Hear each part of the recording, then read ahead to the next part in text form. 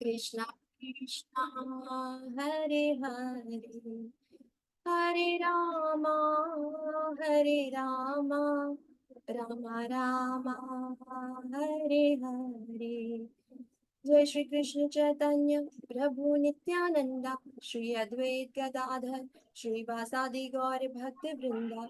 हरे कृष्णा कृष्ण कृष्ण हरे हरे हरे रामा राम रामा हरे हरे। हरे कृष्णा कृष्ण कृष्ण हरे हरे हरे रामा राम रामा हरे हरे। हरे कृष्णा कृष्ण कृष्ण हरे हरे हरे रामा राम रामा हरे हरे। हरे कृष्णा कृष्ण कृष्ण हरे हरे हरे रामा राम रामा हरे हरे। सभी को हरे कृष्णा और सभी का स्वागत है भक्ति सदाचार की हरे कृष्णा क्लास में। माता जी, हरे हरे कृष्णा। कृष्णा दंडवत प्रणाम सभी को। हरे कृष्णा माता जी। अच्छा, जैसे हमने लास्ट टाइम पंचामृत पंचामृत मतलब भगवान के चरणों से निकला हुआ अमृत जो पानी है ना, उसको हम पीते हैं। उसके क्या क्या बेनिफिट रहते हैं, क्यों पीना चाहिए, क्या किससे मुक्ति मिलती है, ये सब हमने देखा। ठीक है। इसके अलावा क्रोध पे नियंत्रण कैसे करना है या फिर आलोचना से कैसे बचना है, कौन से अपराध से हमें कैसे बचना है, किस चीज से हमारी भक्ति में उन्नति हो सकती है, ये सारी चीजें हमने इतने सारे क्लास में सीखी। तो मैं हमेशा कहती हूँ कि जो सदाचार है वो सिर्फ सुनना या फिर लिखना नहीं है, या सिर्फ प्रैक्टिकल करना नहीं है। सुनना, लिखना, प्रैक्टिकल करना और उसके साथ साथ अपने भाव को अंदर डालना है। मैं प्रणाम करने जाती हूँ मंदिर, क्योंकि जन्म मृत्यु के चक्र को छोड़ना है। इस तरीके से चाहेंगे तो कभी जन्म मृत्यु के चक्र में हम नहीं छूट पाएंगे। जन्म मृत्यु के चक्र से अगर छूटना है तो एक भाव चाहिए, कृष्ण के प्रति एक भाव होना चाहिए कि ये तो मेरे सर्वे सर्वा है, ये तो मेरे प्रभु है ना। एक प्रेम भाव से हमें कृष्ण के पास जाना चाहिए, ना कि जन्म मृत्यु का चक्र छोड़ना है, लेन देन की बात करनी है कि मैं मंदिर आऊंगा तो मुझे छुड़वा ले, बस नहीं। इसमें से तो कभी नहीं छूट पाएंगे हम लोग। तो भगवान हमेशा प्रेम के भूखे होते हैं, भक्ति के भूखे होते हैं। तो आप में से बहुत लोगों ने भी बोला था कि हाँ, आपके क्रोध के ऊपर कंट्रोल आ गया। कोई आलोचना करता है तो आप उसको इग्नोर करते हो। 50%, 60%, 80% सब अपने अपने लेवल पे कर रहे हैं। अभी जितना इतना क्लास हो गया है, तो आप में से कोई बता सकता है कि कितने ऐसे भक्त हैं जिसने शुरुआत तो की कि क्रोध पे नियंत्रण करना है, किसी की आलोचना नहीं सुननी है ना। आलोचना करनी भी नहीं है और सुननी भी नहीं है। अपराध में सबसे बड़ा अपराध है ये, सुनना नहीं है मुझे किसी के बारे में। हम अपना घर इतना सुंदर सजा के रखते हैं, कोई बाहर वाला आके अंदर कूड़ा कचरा डालेगा, हम डालने देंगे? हम बोलेंगे नहीं, मेरा घर खराब हो जाएगा। तो अगर सुनते हैं तो वो कूड़ा कचरा कहाँ आता है? हमारे दिमाग में, हमारे मन में आता है। तो हम अपने शरीर में, अपने मन में किसका कूड़ा कचरा क्यों डालने दें? सबसे बड़ी बात है ये, है ना। तो आप में से कितने ऐसे डिवोटीज है जिसने किसी की आलोचना बंद कर दी है, सुननी भी बंद कर दी है, बोलनी भी बंद कर दी है, और जिसने अपने क्रोध के ऊपर कंट्रोल करने के लिए प्रैक्टिकली भाव के साथ चीजें शुरू कर दी है? हरे कृष्णा, कोई बताएगा कि कितने ने किया है? जगदीश प्रभु। माता जी, जी जी माता जी। हाँ हाँ। असल में जब भी हम कहीं जाते हैं कि कोई हमारे घर में आते हैं, जैसे कहीं भी, तो हम जैसे ऐसे भगवान का बात होता है तो भगवान श्री कृष्ण का बात बोलते हैं, तो हम देखते हैं कि 100 में से जो है 80% को मालूम ही नहीं है जो श्री कृष्ण ही जो है भगवान है। और उन लोग मानने के लिए राजी नहीं, ब्रह्मा है, ब्रह्मा, ब्रह्म नहीं बोलते हैं, ब्रह्मा है। तो ऐसा, और उसको क्या किए हैं ऐसे कुछ बोलने जाते हैं, मैं तुरंत वहां से आ जाती हूँ और नहीं करती हूँ। और मेरा एक दूसरा कहीं भी इसमें ऑनलाइन में भी कभी कुछ ऐसा होता है ना डिस्कशन, तो जब भी वो बोलते हैं कि कृष्ण ऐसा कुछ बोलने के लिए जाएगा ना, उससे पहले मैं समझती हूँ जितना भी मैंने अर्जित की हूँ भक्ति का, वो सब खराब हो जाएगा, और नहीं सुनना ही नहीं है, मैं आ जाती हूँ। और दूसरा मेरा घर में जो है वो खाना बनाने वाली है, तो उसने बहुत भूल भाल करती रहती है। तो मैं हमारे घर में गैस गैस गैस है ना, गैस ओवन, चार उसका वो है, क्या बोलते ओवन। तो उसने क्या किया, एक दिन नॉब खोल के चली गई, और मैं सिर्फ शाम को थोड़ा दूध गर्म करती हूँ, ऐसे कुछ करने के लिए गई। वो जला, गैस था ना, पूरा ऐसा जल गया, धप करके। मैं बच गई उस दिन बहुत। तो मैं मेरे घर वाले सब लोग बोले इसको छुड़ा देंगे, कहेंगे हमें नहीं, इसको माफ कर देता है, भूल चूक किया है तो ये माफ कर दिया है। और ऐसे तो हरि सब बोल, चीजें हरि नहीं बोल। कर सकती माफी होती। मांगना और माफ कर देना, है ना, ये कर तो रही हूँ। जी, हरि चप्पल पहन रखी है मैंने। वेरी। बहुत डेवोटीज के हैंड रेज भी है, आशिता माता जी, विजय लक्ष्मी माता जी, गिरिजा माता जी, अवंतिका माता जी, जगदीश प्रभु, मतलब आप लोगों ने प्रयास किया है ना। तो हमें प्रयास भी करना है कि सदाचार को, दयाकांत माता जी, प्रभु जी ने भी अच्छे से प्रयास किया है, प्रयास करना है, क्योंकि हमें परीक्षा में पास होना है। भक्ति की परीक्षा में हमें पास होना है। हमें मटेरियल वर्ल्ड से कोई लेना देना नहीं है ना। यहाँ की परीक्षा में पास हो या फेल हो, क्या करना है, माया के उसमें हमें कोई चुंगल में फंसना भी नहीं है, करना नहीं। कृष्ण की परीक्षा जो होगी वही हमारा उद्धार है, और वहीं से ही हमें करना है। सर्टिफिकेट तो मिलते रहेंगे, है ना, कोर्स करते रहेंगे, सर्टिफिकेट्स मिलते रहेंगे। पर सर्टिफिकेट मिलने से क्या होता है? कुछ नहीं होता है। सच्चा सर्टिफिकेट हमें हमारे प्रभु, हमारे कृष्ण हमें देंगे, वही सर्टिफिकेट है। तो बहुत डिवोटीज के हैंड रेस है जिसने प्रयास किया है और सफल भी रहे हैं। हरि बोल।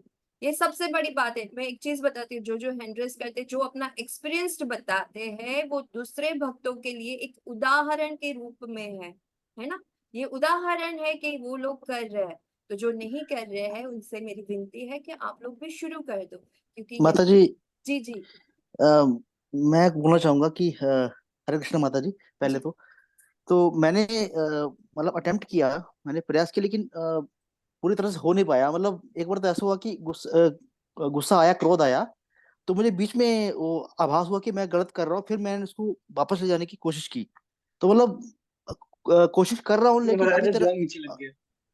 अभी तक मतलब पूरी तरह उसमें कोशिश कर मतलब रही हो है, नहीं पा रहा है। एक जी। दिन सफलता हमें जरूर जरूर प्रदान करेंगे कृष्ण, क्योंकि कृष्ण को प्रिय लगने के लिए तो हम ये सारी काम कर रहे हैं ना, कि हम जी। कृष्ण को प्रिय लगे। इसलिए श्री जी माता प्रभुपाद की जय। अगर प्रभुपाद ना होते तो क्या होता है ना, आज हमारे मतलब सबके गुरु है वो, जिसने कृष्ण भावनामृत का प्रचार प्रसार करके हम जैसे पतित लोगों को घर वापस जाने के कितने सारे तरीके बताए। उसमें से एक सदाचार है ना। है कितना सिंपल, चरणामृत पीना, तिलक लगाना, मंदिर जाना, भगवान के जो पुष्प है चढ़ाए उसको सूंघ के भी हम कितने शुद्ध हो जाते। कितनी छोटी छोटी चीज है, पर उसका फल कितना बड़ा है। कितनी कृपा दृष्टि बनाई है कृष्ण ने, उसके लिए 100 बार नहीं, करोड़ों करोड़ों बार धन्यवाद श्री कृष्ण का। श्री प्रभुपाद की जय। आज जो हम कर रहे हैं कि वैष्णव सदाचार पाठ्यक्रम का अध्याय तीसरा, वैष्णव स्वच्छता। स्वच्छता बहुत इंपॉर्टेंट है, जैसे बाहरी और अंदर की। बाहर की स्वच्छता कैसे हो गई कि हम नहाते हैं, रोज नहाते हैं 3 बार, अभी तो समर में 3 बार नहाएंगे, है ना। फिर तिलक लगाते हैं, अच्छे से कपड़े पहनते हैं, कान में डालते हैं, गले में डालते हैं, अप टू डेट शरीर की स्वच्छता और सुंदरता। तो आत्मा की स्वच्छता और सुंदरता हमारा सदाचार है ना।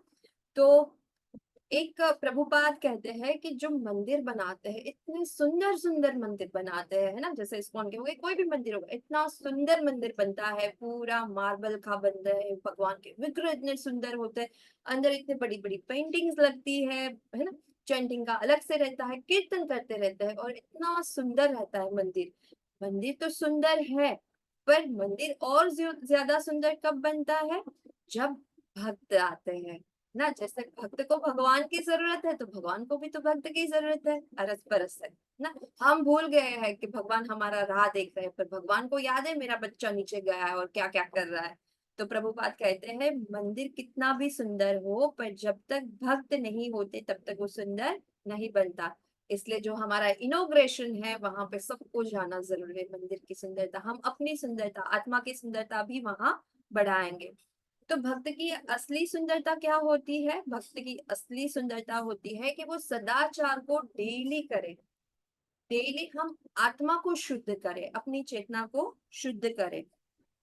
तो भक्त सुंदर होते हैं, आकर्षण होते हैं, जो डेली सदाचार को फॉलो करते हैं, और तब वो एकदम आकर्षित हो जाते हैं। उनको फेशियल ब्लीचिंग की जरूरत नहीं है। अपने आप से इनर जो ग्लो होता है, इनर जो लाइट होती है, अपने आप से फेस पे आ जाती है। हमेशा आनंद चित्त में रहता है, उसका मन प्रसन्न ही रहता है, हमेशा मन प्रसन्न रहता है। कल हम लोग इस्कॉन गए थे, वहां पे एकदम बुक्स कितनी सारी थी, तो वहां पे कुछ हैप्पीनेस करके एक बुक थी, तो वो प्रभु जी ने बोला ये हैप्पीनेस वाला ले लो। तो मेरे साथ माता जी थे, वो बोले कि हम तो ऐसे ही हैप्पीनेस में ही है, हैप्पी ही है, पहले दुखी थे, अब कृष्ण कॉन्शियस में आने के बाद हम रोज खुश रहते हैं। कोई एक ऐसा पल नहीं है कि हम दुखी हुए। दुख इस बात का है कि हम बिछड़ के नीचे आए हैं, बाकी कृष्ण कॉन्शियसनेस में आने के बाद हम बहुत ही खुश हैं। तो जो भक्त होते हैं, जो कृष्ण प्रचार प्रसार में है, जो सदाचार रोज करते हैं, वो अपने आंतरिक भी इतने ही सुंदर होते हैं, और वो सबको आकर्षित करते हैं। सबको आकर्षित मतलब आप जिससे मिलोगे, आपके व्यवहार से लोग आकर्षित हो जाएंगे। सबसे पहले आप कितने काइंड हार्टेड है, गुस्सा नहीं करते, आपकी स्पीच इतनी मृदुल, इतनी काइंड है, पॉजिटिव है ना। किसी की आलोचना नहीं करते, हम बोलते नहीं, हमें नहीं सुनना है ना बोलना है हमें, है ना। ये चीज भी आ जाती है। तो जो दूसरे भक्त आपसे मिलेंगे, आपसे कुछ सीख के जाएंगे ना। फिर नए नए लोगों से मिलके नए नए लोग भी यही चीजें सीखेंगे सदाचार की। तो हम सब जो है वो ये फाउंडेशन के पिलर्स है ना, पिलर्स है। तो जिस प्रकार आचरण करेंगे, एक दूसरे से व्यवहार करेंगे, नए लोगों से व्यवहार करेंगे, भगवान से आदान प्रदान करेंगे, तो ऐसे ही हमारी भक्ति में उन्नति आ जाएगी। और जहाँ पे ये सारी चीजें होती है, वहां पे कृष्ण उपस्थित हो जाते हैं। और जहाँ वैष्णव सदाचार का पालन होता है डेली, वहां शुद्धता तो होती है। और जहाँ शुद्धता होती है, वहां कृष्ण होते हैं, क्योंकि कृष्ण सर्वाकर्षण है ना। कृष्ण सबको आकर्षित करते हैं। इसलिए वैष्णव सदाचार का हम सबके जीवन में बहुत ही महत्वपूर्ण अंग है। और वैष्णव सदाचार का पालन करना मतलब कृष्ण को कंटिन्यूस याद करना। ये प्रैक्टिस में लाना है हम सबको। कृष्ण को कंटिन्यूस याद करना है, एक पल ना बीत पाए, मतलब नींद में भी हरे कृष्ण चलता रहे हमारा, है ना। ऐसा लेवल लाना है हमें। तो कृष्ण को हम जैसे 24 घंटे याद करते हैं, तो कृष्ण 26 घंटे हमें प्रोटेक्ट करते हैं। फैक्ट है। वो तो भूले ही नहीं, भूले तो हम है उनको। तो हम दुखी कब है, कोई बताएगा कि जैसे संसार में आए तो हम दुखी कब है? हरे कृष्णा, हैंडल्स कर सकते हैं, हम दुखी कब है? भौतिक जगत में जब हम रहते तब दुखी हो जाते हैं माता जी। हरी बोल, सच है। भूमिका माता जी, हरे। हेलो। हरे कृष्णा माता जी। माता जी, जब हम कोई भी कर्म फल की इच्छा से करते हैं और हमें नहीं प्राप्त होता है तो हमें बहुत दुख होता दुख है। होता है। हरी बोल। तानिया माता जी, आप बताएं। हरे कृष्ण माता जी। हरे माता कृष्ण। जी, भौतिक जगत में आने के बाद हम लोग असंतुष्ट रहते हैं और असंतुष्टि की वजह से ही हम लोगों को दुख होता दुख है। हो जाता है। अभी मैं बताती हूँ, दुखी तब है जब हम कृष्ण को भूले, तब हम ज्यादा दुखी हो जाते हैं। कृष्ण को भूलना मतलब दुख का कारण, कृष्ण को भूलना मतलब माया के पीछे जाना, है ना। तो जब हम कृष्ण को भूलते हैं, तब वो हमारे दुख का कारण बन जाता है। इसलिए हमेशा विकट परिस्थिति हो या सुख की परिस्थिति हो, आनंद की परिस्थिति हो या दुख की परिस्थिति हो, कृष्ण को कभी नहीं भूलना है। सदाचार का मेन मोटो यही है, कृष्ण को सतत कंटिन्यूस याद करना, वही फ्लो में रहना ना। आप जैसे वो डेली करोगे ना, आपको महसूस होगा कृष्ण मेरे आसपास ही है। तो हमें कृष्ण को हमेशा याद रखना है, और जो भी सदाचार है उसको हमें फॉलो करते जाना है। तो स्वच्छता, अगर हम बाहर अशुद्ध है तो उसका अर्थ है कि हम भीतर भी अशुद्ध होंगे। हम नहाए नहीं है, तिलक नहीं लगाया है ना। कोई सुबह उठ के संडे है, आज तो मैं 12-1 बजे ही नहाऊंगा भैया, आज कैसे भी करके आराम करने का मौका मिला है। ऐसे बहुत लोगों के स्टेटमेंट होते हैं। तो 12 बजे नहाना मतलब क्या होता है? ये अशुद्धि हुई ना, कि सूर्य नारायण सिर के ऊपर चढ़ गए और आप अभी बेड पे ही लेटे हो, तो ये अशुद्धियां है। तो बाहर अशुद्ध है, उसका अर्थ है हम अंदर भी अशुद्ध है, मेले है, लेजीनेस आ गई है ना, माया का पकड़ ज्यादा हो रहा है। अगर आप दोनों पक्षों की साफ रखेंगे तो आप अंदर और बाहर स्वस्थ और साफ रहेंगे। जितनी जरूरी बाहरी स्वच्छता है उतनी जरूरी आंतरिक स्वच्छता भी है।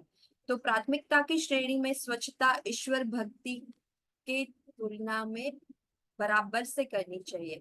तो ईश्वर भक्ति करनी है तो इसको प्राथमिक मतलब सबसे पहला रखना चाहिए। इस बात का ध्यान रखते हुए कि यदि हम कृष्ण भावना के मार्ग पर आगे बढ़ेंगे तो हम परिपूर्णता की दिशा में जल्दी ही उन्नति पाएंगे। तो हमें स्वच्छता सबसे इम्पोर्टेंट है। भगवत गीता में भी कहा है, भगवत गीता में क्या कहा है कि स्वच्छता है दिव्य और ब्राह्मण का गुण है और अस्वच्छता है वो आसुरी गुण है ना। चैतन्य महाप्रभु ने भक्तों के 26 गुणों में स्वच्छता को एक प्रमुख गुण बताया है। श्रील प्रभुपाद वैष्णव के लिए स्वच्छता के महत्व पर बार बार बताते हैं, बल देते हैं, स्वच्छ रहना चाहिए। आगे आगे हम अपने देखेंगे ये क्लास में कि प्रभुपाद कहाँ कहाँ क्या बोलते हैं स्वच्छता के बारे में। प्रभुपाद कहते हैं कि तुम लोग यदि स्वच्छ नहीं रहोगे तो कृष्ण तुमसे लाखों मील दूर चले जाएंगे। तो जैसे बाहर स्वच्छ अंदर स्वच्छ तभी कृष्ण हमसे आकर्षित होंगे। तो स्वच्छता मतलब सात्विकता और अस्वच्छता मतलब तामसिकता। आंतरिक स्वच्छता के लिए वैष्णव को हमेशा भगवान के दिव्य पवित्र नाम का स्मरण करना चाहिए। कंटिन्यूस भगवान का स्मरण करेंगे ना तो हमारी जो लेजीनेस है वो भी भाग जाएगी। वो माया का गहना है वो भाग जाएगा और माधव का गहना जो एक्टिव रहना है ना भक्ति में भी। तो कृष्ण का नाम लेते ही हमारी चेतनाएं शुद्ध हो जाएगी। तो बाह्य स्वच्छता वैदिक संस्कृति का बहुत ही महत्वपूर्ण अंग है। और आंतरिक स्वच्छता कैसे होगी? हरे कृष्ण का जो महामंत्र है उसका जप करते रहने से भी हमारी आंतरिक स्वच्छता बनी रहती है। स्वच्छता का मतलब हमेशा साफ सुथरा रहना, 3 बार स्नान करना, कपड़ा साफ रखना, दिमाग साफ रखना, सबसे इम्पोर्टेंट दिमाग को साफ रखना। कोई भी खुराफाती दिमाग के अंदर नहीं जानी चाहिए, है ना। शरीर साफ रखना, बाह्य क्लीनलीनेस, गतिविधियां साफ रखना मतलब हमारा जो कर्म है, गतिविधियां मतलब हमारा कर्म भी स्वच्छ और पवित्र होना चाहिए। भगवत गीता में हमने पढ़ा है कि हमारे जो कर्म है वो कैसे करने चाहिए? कृष्ण को सेंटर में रख के करने चाहिए, है ना। इच्छा साफ रखना, इच्छा कौन सी होनी चाहिए? जैसे अभी हम इतने आगे बढ़ चुके, कोई बताएगा हमारी इच्छा कैसी होनी चाहिए? हरे कृष्णा, हरे कृष्णा, कोई बताएगा हमारी इच्छा साफ कैसी रखनी चाहिए? हरे कृष्ण माता जी। जी माता जी। हरे कृष्ण माता जी। जी हरे कृष्ण माता जी बताएं। हाँ, हमें कृष्णा स्वच्छता ऐसे रखनी चाहिए कि हम अगर कृष्णा भक्ति में लीन हो जाए, उसकी सेवा करें, उसका प्रसाद बनाए, उसमें इन्वॉल्व हो जाएंगे तो हमारी मतलब शुद्धि ऑटोमेटिक होती जाएगी। हरे बोल। चतुर्भुज प्रभु जी हरे कृष्ण, दंडवत प्रणाम प्रभु। हरे कृष्ण माता जी, दंडवत प्रणाम माता जी। हमेशा कृष्ण प्रीति के लिए ही सोचना चाहिए। कुछ भी करें तो उसमें हम कृष्ण को कैसे खुश रखें, उनकी प्रीति की सोच रखें तो फिर ऐसे ही स्वच्छता आ जाएगी अंदर में। हरे बोल प्रभु जी। हरे कृष्ण। इंदु गुप्ता प्रभु जी माता जी हरे कृष्णा माता जी। हरे कृष्णा माता जी, दंडवत प्रणाम माता जी।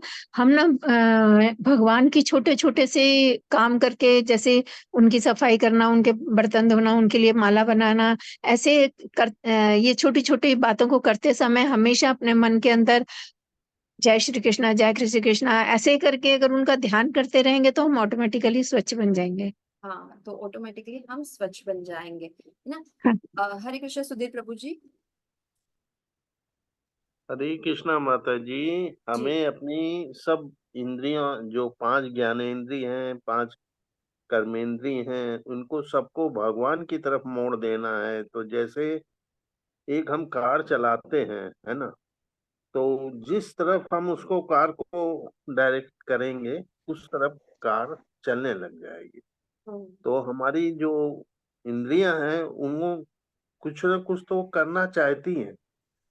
तो वो हम चाहे उनको माया की तरफ मोड़े, चाहे अध्यात्म की तरफ मोड़े, भगवान कृष्ण की तरफ मोड़े। तो यदि हम भगवान की तरफ मोड़ेंगे तो हम बजाय कलुषित होने के हम शुद्ध होते चले जाएंगे, है कि नहीं। हरि बोल मतलब हमारी जैसा इच्छा, कि जी, हरे कृष्ण प्रभु, धन्यवाद। सबने बहुत अच्छे से बताया। इच्छा कृष्ण कृति के लिए होनी चाहिए, मतलब हम माया में रह, समाज में रह, काम तो करना है, कर्म तो करना ही है हमें, पर हमारी इच्छा, हमारी नीति जो है वो साफ होनी चाहिए, सिर्फ कृष्ण के लिए होनी चाहिए, कृष्ण के प्रति होनी चाहिए। साफ सोच, सब कुछ साफ, सोच भी हमें साफ ही रखनी है, कोई सदूषण नहीं। तो ब्राह्मण दिन में कम से कम 3 बार नहाते, सुबह, दोपहर और संध्या में स्नान करते हैं। वैसे भी हमें 2 बार स्नान करना ही चाहिए, क्योंकि शाम की आरती के टाइम पे भी जब हम संध्या आरती करते हैं तो हमें नहा के ही करनी चाहिए, है ना।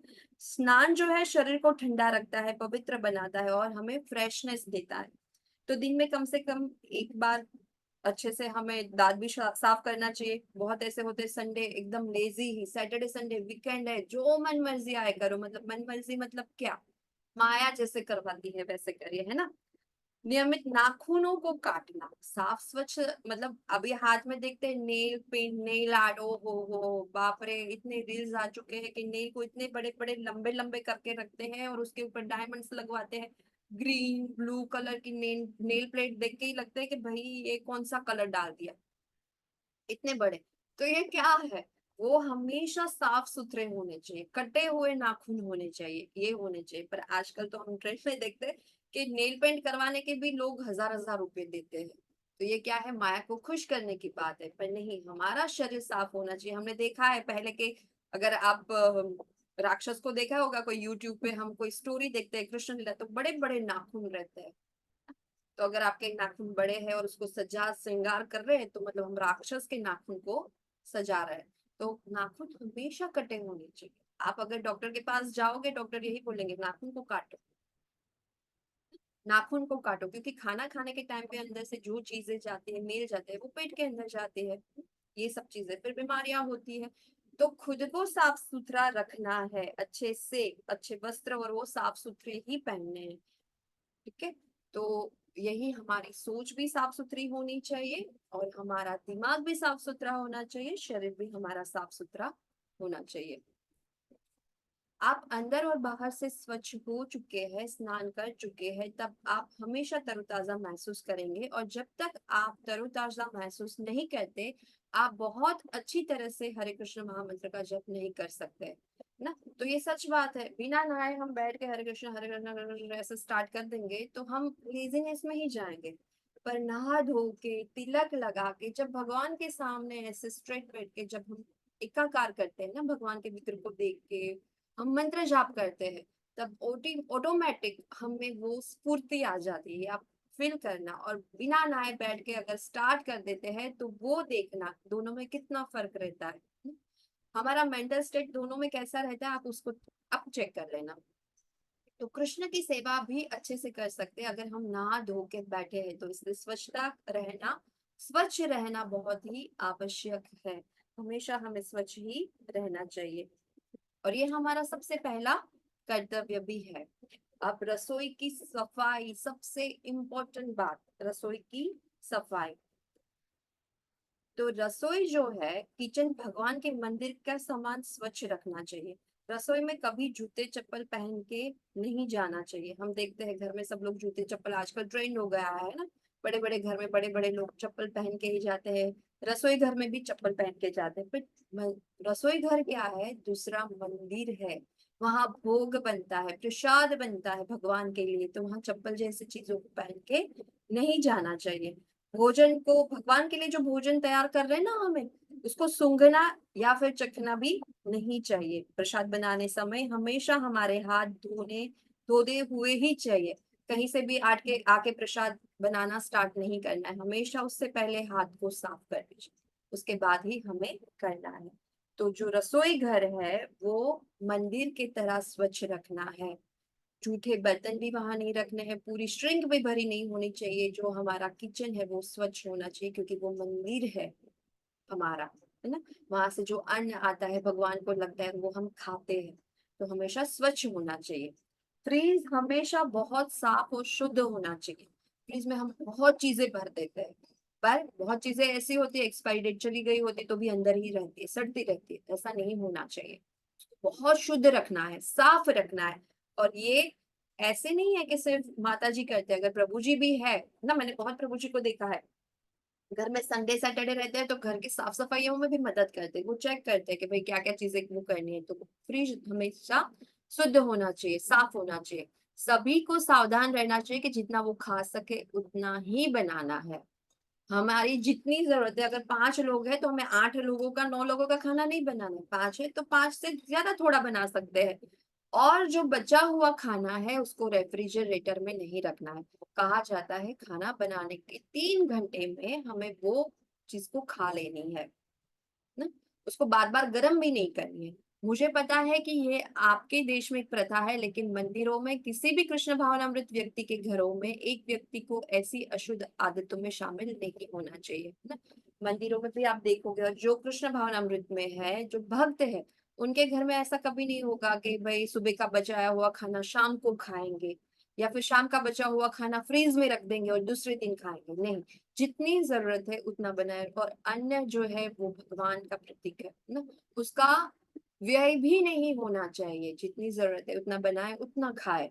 और ज्यादा बच गया उसको फेंक देते हैं, बहुत जगहों पे ये होता है। फेंकना नहीं है उसको, भगवान ही है उसको, है ना। तो कोई भी भोजन जो पेश किया गया है, कभी भी बिना पेशकश वाले खाद्य पदार्थों के साथ रेफ्रिजरेटर में वापस नहीं रखना है, या वापस रसोई में भी नहीं लाना चाहिए।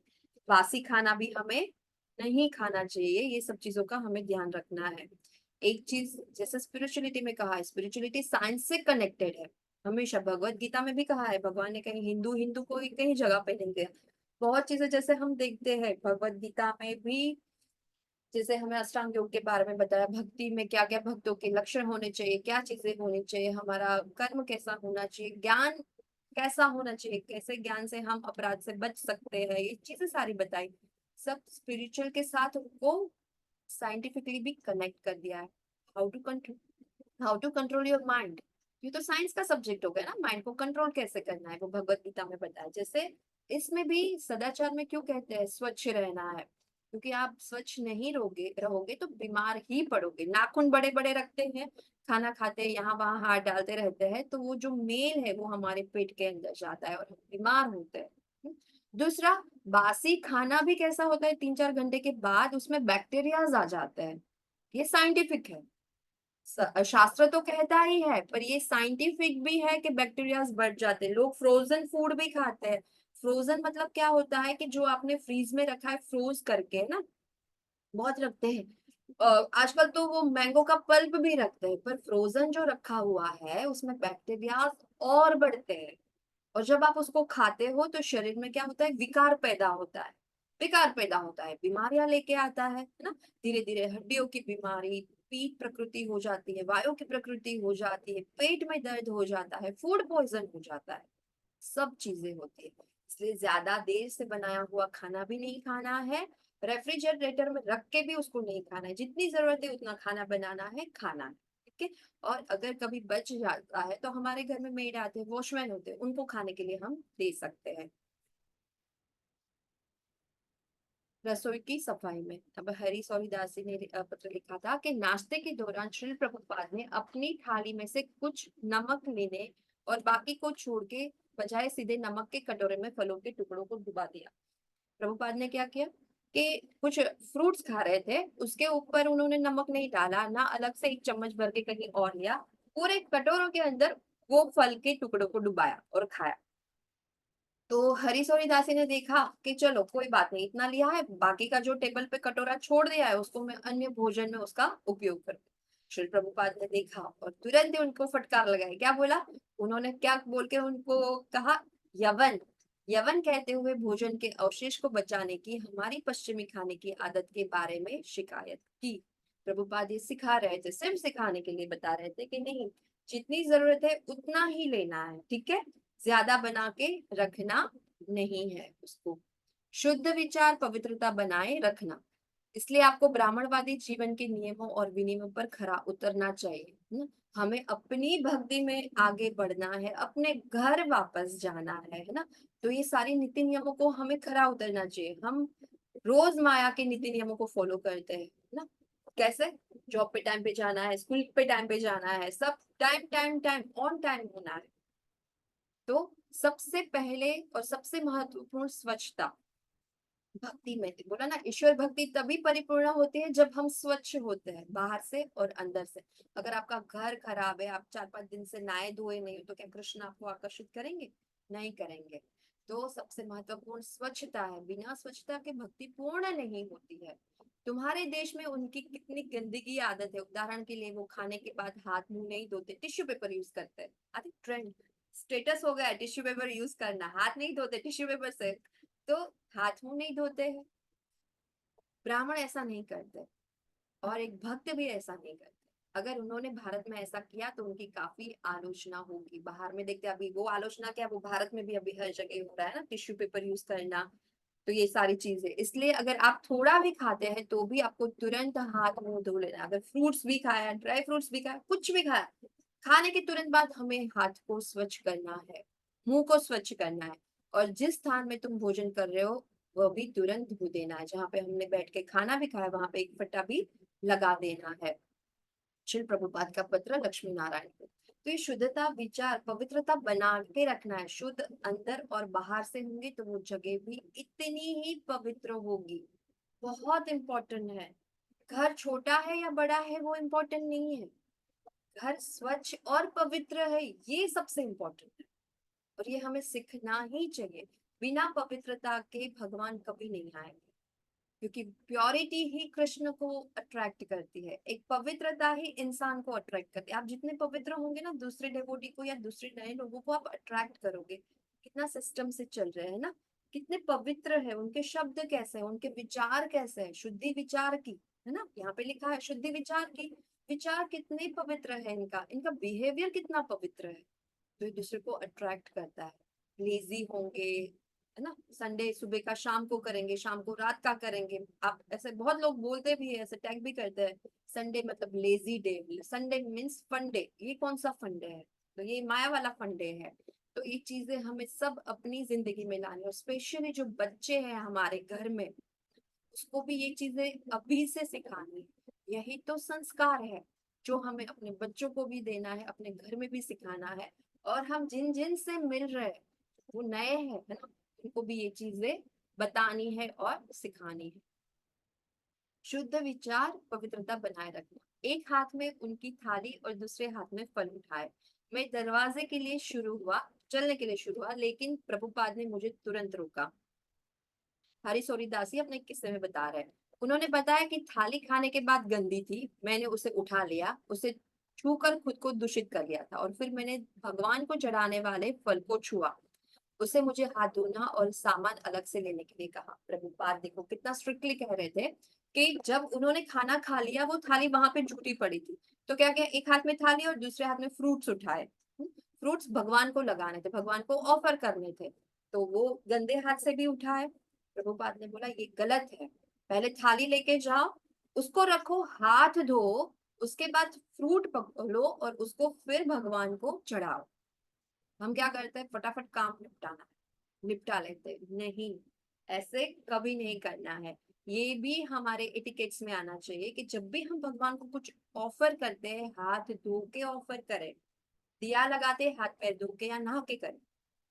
भोग लगाते हैं, हाथ धो के ही भगवान के भोग बनाना है, उनको लगाना है ना। ये सारी चीजें रख हमें अपने एटिकेट्स में लानी है। मैं फर्श पर एक कटोरी से चम्मच से खाना खा रही थी। हरी सोरीदास अपना एक और किस्सा बता रहा है कि मैं फर्श पर एक कटोरी से चम्मच से खाना खा रही थी, और जैसे ही मैंने वापस झुक गई, मैंने चम्मच नीचे रख दिया और अपना हाथ अपने घुटनों पर टिका दिया। ये बच्चे भी करते हैं ना, उठा हाथ अपने घुटने पे रखते हैं, अपने पैर पे रखते हैं, कान पे ऐसे करते हैं, माथे पे करते हैं। तो प्रभुपाद ने तो देखा और कहा तुम खाना खा रहे हो? तो फिर उन्होंने अपने शरीर के विभिन्न स्थानों पर हाथ रखा, जैसे कि बच्चे को अपने कपड़ों को गंदे हाथ से दूषित करने के लिए प्रेरित करते हैं। तो कभी भी जब खाना खाने के टाइम गंदे हाथ को अपने शरीर को स्पर्श भी नहीं करना है। खाना खाने के बाद, प्लेट रखने के बाद सबसे पहला हाथ धोना है, और उसका स्पर्श हमारे शरीर पर भी नहीं होना चाहिए। अभी शुद्ध विचार, पवित्रता बनाए रखने के लिए जल से स्वयं को शुद्ध करें। स्नान सबसे इम्पोर्टेंट, रोज नहाते सुबह उठ के, है ना। तो पुराणों में भी स्नान का महत्व समझाया है। कहते हैं कि पानी जल ऐसी वस्तु है जो शरीर पर पड़ते ही अपने साथ शरीर की सारी अशुद्धियों को बहा ले जाती है, मनुष्य को पवित्र करती है। लेकिन किस प्रकार के स्नान किया जाना चाहिए, ये भी एक अहम बिंदु है। कौन सा स्नान किस प्रकार का कब करना है, ये सबसे बड़ा बिंदु है। पुराणों के अनुसार तालाब के पानी में, वर्षा के पानी में या नदी के पानी में स्नान करना भी लाभकारी है। तो कब स्नान करना चाहिए, कौन सी जगहों पे स्नान करना चाहिए, उसके बारे में बता रहे हैं। स्नान जैसे जल से हम नहाते हैं, बहुत ऐसे लगता है ना कि आज थके हुए गर्म पानी से हम स्नान कर ले तो हम फ्रेश हो जाएंगे। आज बहुत गर्मी है, ठंडे पानी से स्नान करेंगे, फ्रेश हो जाएंगे। ऐसे ही जो जल है जब हमारे शरीर पे गिरता है तो शरीर के सारी अशुद्धियों को बहा ले जाता है और मन को भी कैसे करता है, रिफ्रेश करता है, पूरा रिफ्रेश करता है। तो जब जल से स्वयं को कब कब शुद्ध करना है, नाक की गंदगी, जब नाक से बलगम निकलता रहता है ना तब। कब आंसू रो रहे हैं उसके बाद, पसीना से लचपचे तब, कान की गंदगी, कान से कभी कभी पस निकलता है, मेल चला जाता है, वो निकालते रहते हैं, उसके बाद हम स्वच्छ हो गए, नहीं, उसके बाद नहाना है जल से। आंखों की गंदगी, आंखों में जैसे कभी कभी वो जम जाता है ठंडी की वजह से, है ना, पीपड़े बोलते हैं उसको, और कभी कभी पानी भी निकलता रहता है घर में। तो जब जब ये चीजें होती है तब जल से स्वयं को शुद्ध करना है, वो हमारे शरीर की अशुद्धियों को बहा के ले जाता है। शुद्ध विचार पवित्रता बनाए रखने में मिट्टी या साबुन और पानी से अपने आप को शुद्ध करें ना। कब कब करना है, बरसात के टाइम पे, वीर्य निकल रहा है, रक्तपात हो रहा है मज्जा के बाद, मल मूत्र को विसर्जित करने के बाद नहाना चाहिए। पहले के जमाने में क्या था, मिट्टी से नहाते थे, तब लक्स, संतूर, डव, पियर्स की कोई ब्रांड नहीं थी। ठीक, अभी मुझे लग रहा है हम भी जब बड़े हुए तब भी एक दो ही ब्रांड थी, इतना कुछ था नहीं। ज्यादातर बेसन के, बोलते ना, बेसन के आटे से नहाते थे, या मुल्तानी मिट्टी या काली मिट्टी, नदी की जो तालाब की काली मिट्टी है ना, उससे बाल भी धोते थे हमारी दादी मम्मी, और उससे ही नहाते थे। तो कब कब हमें साबुन से या मिट्टी से अपने आप को शुद्ध करना है, वीर्य स्त्राव में, रक्त स्त्राव में, मज्जा में, मल मूत्र को जब उसको विसर्जित करते हैं उसके बाद हमें अपने आप को शुद्ध करना है बाहरी से। स्नान, फिर कब स्नान करना है, शारीरिक संबंध के बाद, बुरा कोई सपना आता है उसके बाद तुरंत नहा लेना। हजामत, बाल काटने हैं, है ना, हजामत करते हैं, बियर्ड निकालते हैं, तभी नहाना है। नाखून काटने के बाद भी नहाना है। आप बोलोगे अरे कितना सारा है, हाँ, ये सारे एटिकेट्स है इंटरनली और आउटरली हम लोगों को शुद्ध करने के लिए। कभी उल्टी आ जाती है, ऐसा है, उसके बाद भी नहाना है। मल त्याग के बाद और स्मशान घाट जा रहे घर पे वापस आने के बाद सबसे पहले नहाना है। ये जो 6 चीजें बताई है उसमें हमें ये चीज करने के बाद हमें हमेशा अपने शरीर को और मन को शुद्ध करने के लिए नहाना है। नहाते नहाते भी आप मंत्र जाप कर सकते हैं। स्नान के प्रकार कितने सारे, हम सोचते जल से स्नान किया हो गया स्नान, नहीं, इसके अलावा भी कितने सारे स्नान है उसके बारे में हम बताते हैं। पार्थिव स्नान, पृथ्वी का उपयोग करके, पृथ्वी का उपयोग मतलब मिट्टी का उपयोग करके, मुल्तानी मिट्टी, काली मिट्टी, है ना, नदी के मिट्टी, तालाब की मिट्टी। तो पार्थिव स्नान मतलब पृथ्वी का, मिट्टी का उपयोग करके हम नहाते हैं। हमारा शरीर किससे बना है, पंच तत्व से, उसमें भी मिट्टी आ जाती है ना। तो पार्थिव स्नान करके भी हम अपने आप को शुद्ध कर सकते हैं। वरुण स्नान, पानी का उपयोग करके रोज करते हैं। पानी शरीर के अशुद्धियों को बहा ले जाता है और माइंड को रिफ्रेश करता है। अग्नि स्नान, यज्ञ की राख का उपयोग करके, कभी कभी हम टीका लगाते हैं, गले में लगाते हैं, अग्नि स्नान, है ना, तो मन पवित्र हो जाता है ना, अशुद्धियां निकल जाती है, नेगेटिविटी निकल जाती है। वायव्य स्नान, ये कौन सा स्नान है भाई, गायों द्वारा उठाई गई धूल से भरी हवा के संपर्क में आने से। बहुत ऐसे ऐसे तो पहले के जमाने में ये सारा सीन हुआ करता है, पर अभी भी कभी आप बाहर जाते हो, इतनी गाय है जो दौड़ रही है और मिट्टी उठ रही है और वो हमारे संपर्क में आती है, उसको वायव्य स्नान कहा गया है। दिव्य स्नान, सूर्य के चमकते समय बारिश में गिरना। ये बहुत टाइम होता है बारिशों के टाइम में कि सूर्य भी निकला हुआ है, सूर्य की रोशनी भी है और बारिश भी आ रही है, और वो जो हम शरीर पे बूंदे पड़ती है वो, उसको दिव्य स्नान कहा गया है। मंत्र स्नान, सबसे बड़ा स्नान, मंत्रों से, जो छंदों से, जप करके वो पानी को अपने शरीर में जब हम छिड़कते हैं तो आंतरिक शुद्धि भी होती है और बाहर की शुद्धियां भी होती है।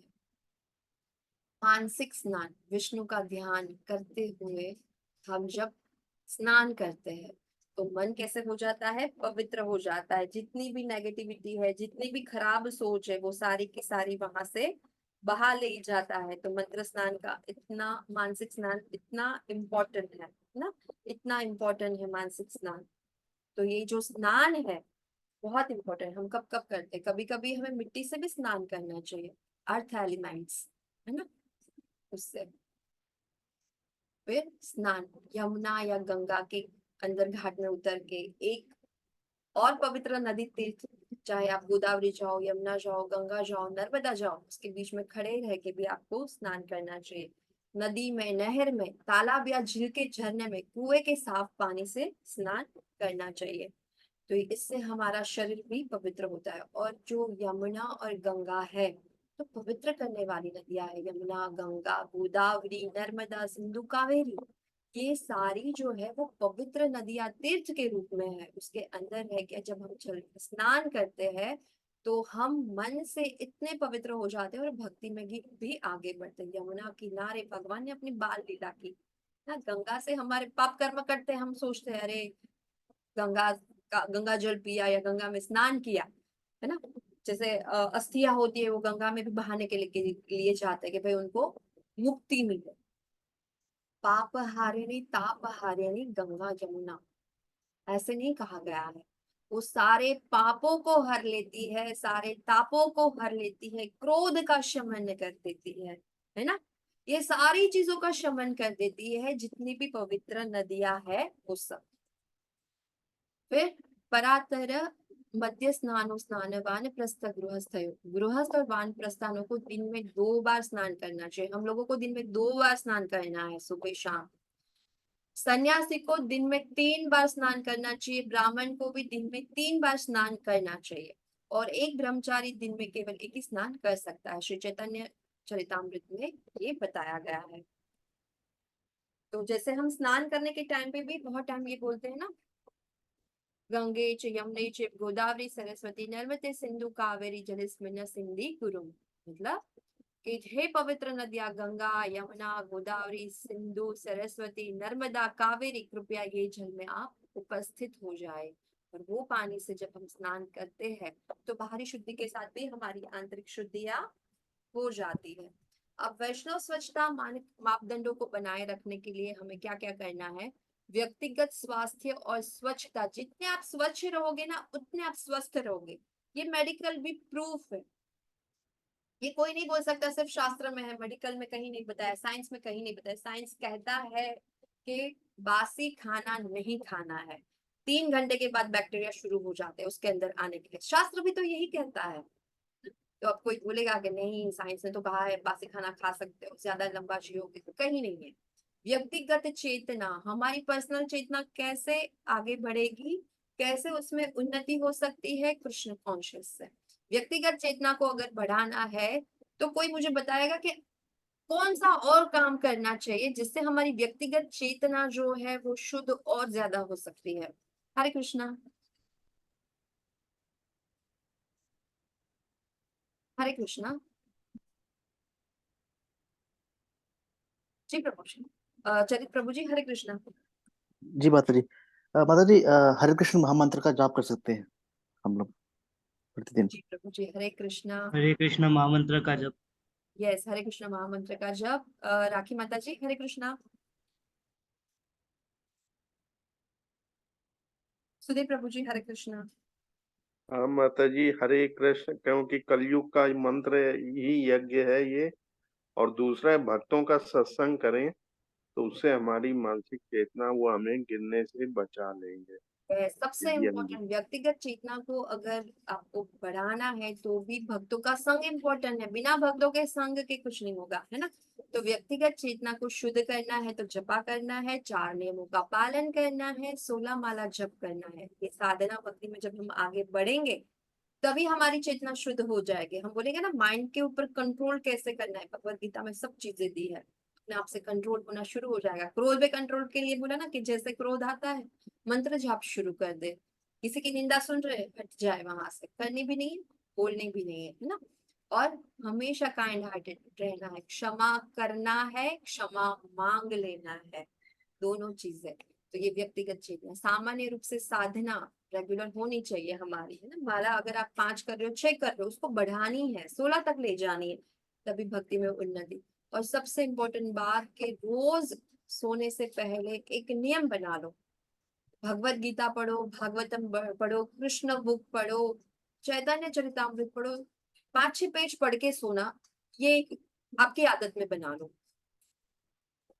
तो इससे क्या होगा, हमारी भक्ति में भी एक बरकत आ जाएगी, एक उन्नति आ जाएगी। कृष्ण भावना व्रत का प्रचार प्रसार करना, जो महाभागवत है, ऐसे कहते हैं कि हम लोग क्या कर रहे हैं, कृष्ण भावना व्रत का प्रचार प्रसार ही कर रहे हैं ना। अब मैं तो टीचर नहीं हूँ, कैसे प्रचार प्रसार कर रहे हैं? अरे आप टीचर से भी ऊपर है। जब हम दूसरों को बोलते हैं ना ये क्लास हो रहा है, क्लास को ज्वाइन करो, भक्ति में आओ, चलो आओ मेरे क्लास में, यहाँ देखो। या आप उसको कुछ देते हो, भगवत गीता का कुछ दे दिया, है ना, कुछ चीजें बताते हो कि भाई इसको उनको ज्वाइन करो, उसके क्लास को ज्वाइन करो, ये भी प्रचार प्रसार है। आप आए, दूसरे की जिंदगी को भी मोड़ दे रहे हो, कृष्ण से कनेक्ट करवा रहे हो, तो ये कृष्ण भावना व्रत का प्रचार प्रसार ही है ना। कोई पढ़ा रहा है, कोई पढ़ने के लिए लेके आ रहा है, कोई माला बता रहा है कि भाई माला करो, कोई बोल रहे चलो इस्कॉन में आज फेस्ट है, संडे है, प्रोग्राम है ना, क्लासेस होंगे, बड़ा मजा आएगा वहां पे, तो वहां चल। तो ये भी प्रचार प्रसार का एक माध्यम ही है। कोई भारत में रहता है या भारत के बाहर, उसे यवन या मलेच्छ कहा जाएगा यदि वो वैदिक सिद्धांतों का पालन नहीं करता है। प्रभुपाद यहाँ कहते हैं कि हमें अपने वैदिक सिद्धांतों का पालन मरते दम तक करना है ना। सदाचार अंत समय तक करना है, अंत समय तक। आपने अभी देखा होगा, एक बहुत वीडियो वायरल हो रहा था गोपाल कृष्ण गोस्वामी महाराज का, कि वो ऐसे भी सोते सोते भी वो मंगल आरती कर रहे थे, आरती कर रहे थे। क्या कॉन्शियसनेस था उनका, आप सोचो, क्योंकि पूरी जिंदगी उन्हें समर्पित कर दी कृष्ण में। तो यही हमारा स्टेट लाने के लिए हमें प्रैक्टिस रेगुलर करनी ही चाहिए, वरना तो हम मलेच्छ ही है, हम यवन ही रहेंगे और हम पतित आत्मा ही रहेंगे। जो वास्तव में वैदिक नियमों और विनियमों में निर्धारित स्वच्छता सिद्धांत का पालन नहीं करता, वो कई संक्रामक रोगों के अधीन होता है। देखा, साइंस आ गया यहाँ पे कि हम सिद्धांतों का पालन नहीं करेंगे, गंदे कपड़े 2-3 दिन के पहनेंगे, या नहाएंगे नहीं 1-2 दिन, या ऐसे ऐसे जगह पे जाके भी, जैसे आप हॉस्पिटल में जाते हो, बाहर आने के पहले घर में क्या करते हो, आके नहाते हो, है ना। बाहर आने के बाद, नाखून काटने के बाद, या मूत्र त्याग के बाद हमें हमेशा नहाना चाहिए, क्योंकि रोगों के संक्रमण से वो हमें बचाता है।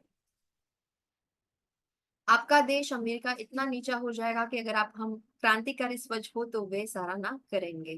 तो क्रांतिकारी मतलब आजादी, किस जन्म मृत्यु के चक्र से आजादी चाहिए, तो हमें हमेशा जो भी एटिकेट्स है उसको फॉलो करना चाहिए। मैं इस स्वच्छता पर बहुत जोर देता हूँ, अगर वे अशुद्ध रहते हैं तो मैं उन्हें दंड देता हूँ। क्या प्रभुपाद, उन्होंने ये कला सीखी है। मैं हमेशा कहता हूँ स्वच्छता ईश्वर से मिला है, तो ईश्वर तो भगवान के करीब जाना है तो हमें स्वच्छ रहना ही पड़ेगा, प्रभुपाद कहते हैं। और हमेशा उन्होंने बल दिया है ये चीजों से कि अशुद्धियों से दूर रहो, वरना दंड मिलेगा। तो दंड क्या मिलता है, रोगों का दंड मिलता है ना। तो ये कला हमें अपनी जिंदगी में लानी है, बच्चों को भी सिखानी है, बच्चों क्या आजू बाजू में जो भी है आपके दोस्त है उसको भी ये सिखाना है कि ये चीजें हमें करनी चाहिए, एटिकेट्स है। अंत में यही हमारे साथ आएंगे। रोज 4:30 को मंगल आरती करने का हमारा नियम है, अंत समय में भी यही रहेगा, मुझे मंगल आरती करनी है, मेरी माला बाकी। कभी कभी माला रह जाती है तो नींद में भी लोग हरे कृष्ण बोलते रहते हैं। तो ये चीजें क्या है, हम भगवान के करीब पहुंच गए है ना, हम स्वच्छ है। तो ईश्वर भक्ति से स्वच्छता अलग नहीं है, दोनों तरीकों से हमें स्वच्छ रहना है। तो यहाँ पे हम क्लीनलीनेस की क्लास को विराम देते हैं। सभी को हरे कृष्णा, सभी को दंडवत प्रणाम, सभी को हरे कृष्णा। हरे कृष्णा माता जी, हरे दंडवत कृष्णा प्रणाम। माता जी, हरे कृष्णा माता जी, दंडवत प्रणाम। धन्यवाद माता जी। सभी को कृष्णा हरे माता कृष्णा, जी, दंडवत दंडवत प्रणाम, प्रणाम। हरे हरे कृष्णा, कृष्णा हरे माता जी, कृष्णा, सभी को दंडवत प्रणाम। हरे कृष्णा माता जी, दंडवत प्रणाम, कोटि कोटि धन्यवाद। धन्यवाद, आप सबका हरे कृष्णा धन्यवाद माता कि आप जी। लोग आते हैं, सीखते हैं और अप्लाई भी कर रहे हैं। सबसे बड़ी बात है कि आप लोग अप्लाई कर रहे हैं, ये बहुत बड़ी बात है। और प्रभुपाद ने आज देखो कितना जोर दिया है स्वच्छता के ऊपर, एडिकेट्स के ऊपर, कि इसको करना ही है एनी हाउ, है ना। पता नहीं कब हमारा बल्ब जो चल रहा है जीवन का बंद हो जाए, उससे पहले हमें अपने आप को पवित्र बनाना है, कृष्ण भक्ति में भी उसको बनाना है। हरे कृष्ण सबको। हरे कृष्णा माता जी। दंडवत प्रणाम। किसी का कोई क्वेश्चन है? हरे कृष्णा। એવું થાય કે તો ખાલી આને મજા આવે છે તો નહીં લાગે મને જ્વાર પછી એવું થતું મને કે